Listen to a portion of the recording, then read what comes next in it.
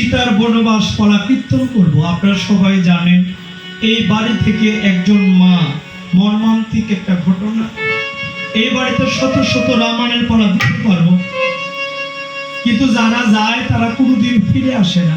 মৃত্যুর একটা বয়স বা স্থানকাল পাত্র বিশেষ, কিন্তু অকালে চলে গেল। আপনারা সবাই মিলে কীর্তন শ্রবণ করবেন আর এই মার জন্য একটা ধ্বনি দিবেন। উনি জীবিত কালে আদানে প্রদানে কথাবার্তি চলাচলতিতে কোন নিষ্ঠুর বাক্যে যদি কোনো ভক্তের মনে কোনো দুঃখ কষ্ট আঘাত দিয়ে থাকে, সবাই নিজ গুণে মন থেকে একটু প্রার্থনা করবেন এ মা যাতে বৈকুণ্ঠ বসে, আর আশীর্বাদ করবেন ওনার সন্তানটার জন্য যে সন্তানটা রেখে গেছে।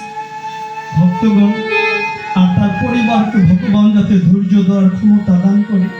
সবাই একটা ধ্বনি দিয়া তারপরে আমরা পালাটা শুরু করবো। সীতার বনবাস বল করো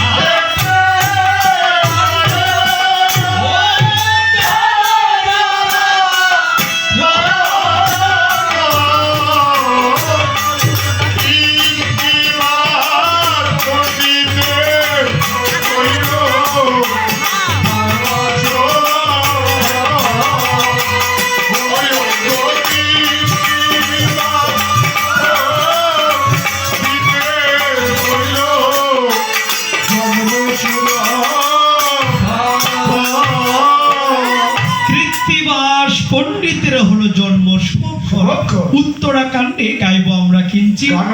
দেখেন রামায়ণ হলো 7 খণ্ডে, তার মধ্যে যেমন আদি, অযোধ্যা, অরণ্য, কিষ্কিন্ধ্যা, সুন্দর, লঙ্কা, উত্তরাখণ্ড বলা হয়েছে। মহামণি বাল্মীকি ত্রেতাযুগে শ্রীরামচরিতামৃত রামায়ণ সংস্কৃত এবং কৃত্তিবাস পণ্ডিত এসে তার অর্থ তথা শ্রী বাংলা ভাষায় ব্যাখ্যা দিয়েছে। ধর্ম, শিক্ষা ও সমাজ বোধের এক অপরূপ সমন্বয় ঘটেছে রামায়ণ তথা শ্রীরামচরিতামৃত। প্রথমে বন্ধনা করে ওই শ্রীরামের যুগল এখন পালা কীর্তন হবে সীতা। সীতার জীবনে 2 বার বনবাস হয়েছে। একদিন কইকেয়ী মায়ের পরামর্শে পিতৃয়াজ্ঞা পালন করিবার দূরে রামচন্দ্র 14 বছরের জন্য গিয়েছিল। সেখানে দেখানো হয়েছে সীতা স্বামী ভক্তি দেখাতে গিয়ে রামের সঙ্গে 14 বছরের জন্য বনবাস। ওইটা হলো রাম বনবাস।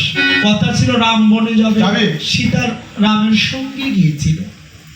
আজ আমরা যে পালাটা শ্রবণ করব এটা সীতা বনবাস। যে সীতা দেবী 5 মাসে গর্ভ নিয়ে স্বামীর কাছে খুশি হয়ে প্রজাদের কাছে খুশি হয়ে অসতীর অপবাদ 12 বছরের জন্য ওই বাল্মীকি মুনির কাননে বনবাস ভক্তগণ শ্রবণ করেন।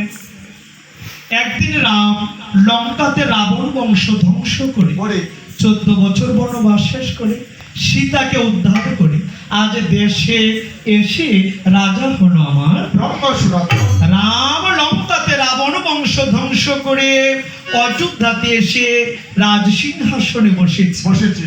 সীতাকে নিয়ে আরোহণ করেছে সিংহাসনে।